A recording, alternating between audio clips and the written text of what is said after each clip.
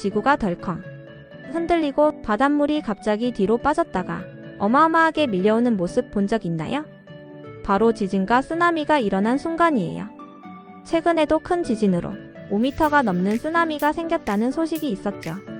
그렇다면 지진은 왜 일어나고 쓰나미는 어떻게 생기는 걸까요? 오늘 그 비밀을 함께 알아볼 거예요. 1단계 지구는 딱딱한 공처럼 생기지 않았어요. 지구는 겉보기엔 매끈한 공처럼 보이지만 사실 겉면은 여러 개의 판처럼 나뉘어 있어요. 이걸 지각판 또는 플레이트라고 해요. 이 판들이 아주 천천히 움직이고 있는데 때로는 서로 부딪히거나 밀리다가 팍 하고 미끄러져요. 그 순간 땅이 흔들리면서 지진이 일어나는 거예요. 지진은 대부분 이 지각판의 경계선에서 발생해요. 2단계 지진이 일어나면 어떤 일이 생길까? 지진이 일어나면 땅이 흔들리고 건물이 삐걱삐걱 움직이고 멀리 떨어진 곳에서도 진동을 느낄 수 있어요. 지진의 크기는 리히터 규모라고 하는데 숫자가 1만 커져도 흔들림은 훨씬 세져요.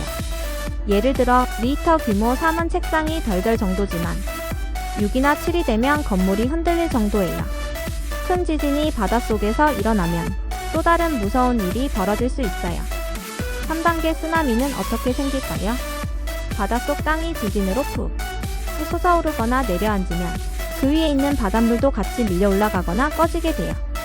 그때 생긴 파도가 사방으로 빠르게 퍼지면서 점점 커다란 물의 벽, 즉 쓰나미가 되는 거예요. 처음엔 별로 크지 않아 보여도 해안가에 가까워질수록 물이 얕아지면서 쓰나미는 더 높고 무섭게 솟구쳐요. 바닷물이 뒤로 쑥 빠졌다가 갑자기 쾅 하고 밀려오는 게 바로 그거예요. 4단계 쓰나미가 온다면 어떤 일이? 5m짜리 쓰나미? 그건 키가 큰 집 2층 높이만큼 물이 밀려오는 거예요.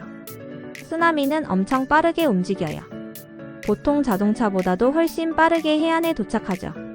그래서 미리 대비하지 않으면 집이 무너지고 차가 떠내려가고 심하면 사람들이 다치거나 사망할 수 있어요.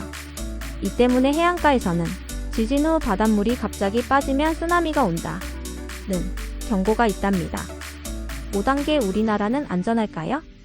우리나라는 비교적 지진이 적은 편이에요. 하지만 완전히 안전하다고 할 수는 없어요.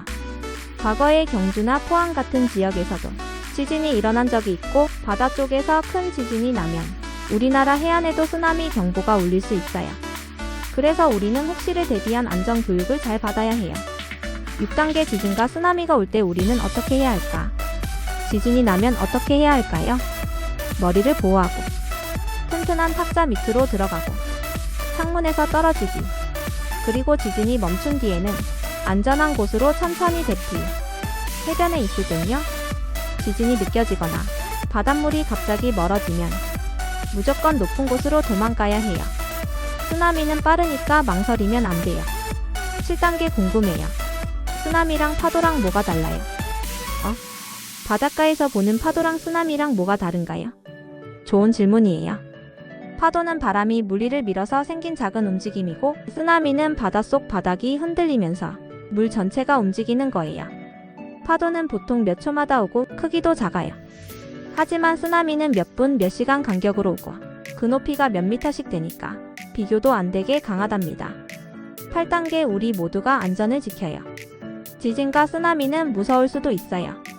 하지만 무서워만 하지 말고 이해하고 준비하는 게 더 중요해요. 학교에서 하는 대피훈련, 해변에서 보이는 파란색 지진의 대피로 표지판, 그리고 뉴스를 잘 듣는 습관. 이 모든 것이 나와 우리 가족, 친구를 지켜주는 작은 영웅의 행동이에요. 마무리. 지구는 늘 움직이고 있어요. 우리는 그 속에서 함께 살아가고 있죠. 지진이 일어나면 놀라지 말고 쓰나미가 올 땐 재빨리 대피하고 무엇보다 중요한 건 미리 알고 준비하는 지혜예요. 지진과 쓰나미에 대해 알고 나니 이제 훨씬 더 든든하지 않나요?